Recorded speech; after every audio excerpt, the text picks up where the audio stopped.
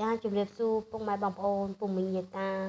ទាំងអស់ដែលនិយមទស្សនានៅវីដេអូរបស់ខ្ញុំចាគណៈពេលនេះផងដែរខ្ញុំកំពុងតែនៅផ្សារតែម្ដងហើយលើកនេះគឺបានឡើងមកផ្សារដោយចៃដន្យទេចាដោយសារมันមានគម្រោងនឹងបានមកផ្សារទេចាហើយការមកផ្សាររបស់ខ្ញុំនេះគឺខ្ញុំបានចូលក្នុងផ្សារទេដោយសារវាចង្អៀតខ្លាំងពេកអញ្ចឹងធ្វើឲ្យខ្ញុំមិនអាចចូលក្នុងផ្សារអីទេពុកម៉ែបងប្អូនចាខ្ញុំបានតែត្រឹមលើខាងក្នុងលើខ្នល់ទេពុកម៉ែបងប្អូនចាអ្វីដែលសំខាន់គឺមិនបានជាចូលក្នុងផ្សារឬក៏ឃើញរបស់អីក៏ដោយក៏យើងសប្បាយចិត្តមួយយ៉ាងដែរដោយសារបានឃើញមនុស្សម្នាច្រើនដែរកុះកដែលនៅជុំវិញមានអ្នកលក់អមសងខាងក្នុងផ្សារផងដែរចាអានេះគឺជាការចូលរួមចាការចូលទៅមួយផ្នែកទៀតនៃការផ្លូវចូលក្នុងផ្សារណាប៉ុន្តែអ្វីដែលសំខាន់បើយើងចូលទៅខាងចំតែម្ដងគឺចង្អៀតណែនណាន់តាន់តាប់តែម្ដងចាអញ្ចឹងមិនអាចបើកម៉ូតូចូលបានទេចាគឺខ្ញុំបានត្រាំតែលើខ្នល់ហើយអ្វីដែលសំខាន់គឺអ៊ីគាត់បានចូលក្នុងផ្សាររួចទៅហើយចាដូចខ្ញុំបានជែកពីខាងដើមអញ្ចឹងថាខ្ញុំគ្មានគម្រោងនឹងការឡើងមកផ្សារទេចាដោយសារចៃដន្យអីនឹកឃើញថាគាត់ហៅហើយអញ្ចឹងខ្ញុំក៏មកជាមួយគាត់នឹងឯងពុកម៉ែបងប្អូនពុំមីងនិយាយតាលោកតាលោកយាយទាំងអស់ចា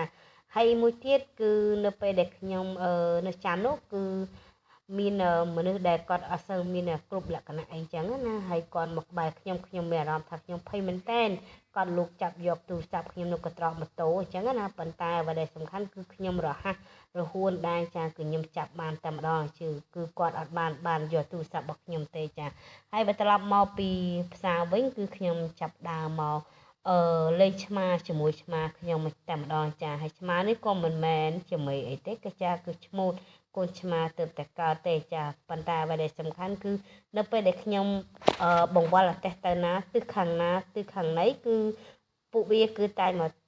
តាមខ្ញុំរហូតចាគឺវាលោតឡើងទៅលើអាទេសលើអីអញ្ចឹងទៅណាពុកម៉ែបងប្អូនហើយភាគច្រើនឆ្មាខ្លះបើសិនជាខ្ញុំអត់បានយកវាទេគឺវានៅយំងាវដាក់ខ្ញុំអញ្ចឹងលុះត្រាតែយើងបានលើកវាអញ្ចឹងទៅវាអស់ចិត្តហើយបន្ទាប់មកខ្ញុំមកកន្លែងចង្ការកន្លែងដែលឪពុកម្ដាយរបស់ខ្ញុំគាត់ដាំស្វាយដាំអីអញ្ចឹងណាហើយមើលទៅវាមានផ្លែតិចតួចដែរវាសល់ណាវាអស់ហើយនិយាយរួមទៅវាស្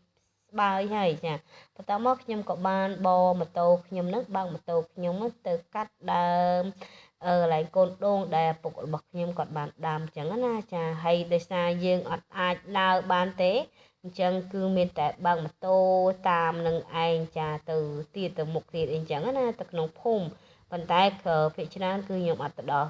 ចុងទេចាគឺនៅត្រឹមនេះទេមានស្មៅមានអីចឹងទៅមានដូងមានអីចឹងទៅមាន